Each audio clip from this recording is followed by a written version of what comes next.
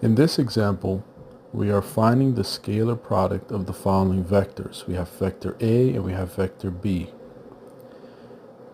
And notice that each vector, we wrote the components of each vector with unit vector notation. So the first thing we're going to do is write out the scalar product. So we have A times B is equal to each of the components of each vector. So in this example, we have 8 times 3 minus 2 times 6 minus 3 times 4.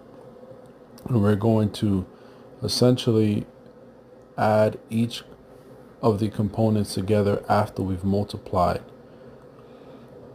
to find the scalar product. And so what we have here is 24 minus 12 minus 12, which is essentially equal to 24 minus 24. And so the scalar product of vectors A and B is equal to 0. So now what does that mean physically? And I will show you now. And so A times B is equal to cosine theta. And now we're going to find theta.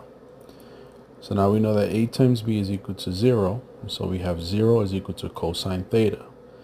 Now when we take the inverse cosine of 0 to find theta, we find that the inverse of cosine 0 is just 90 degrees. So theta is equal to 90 degrees. Now what this means is that if you can visualize two arrows in space, right? And these two arrows or vectors have magnitude, right, and direction. And now essentially the angle between both vectors is 90 degrees. And so the projection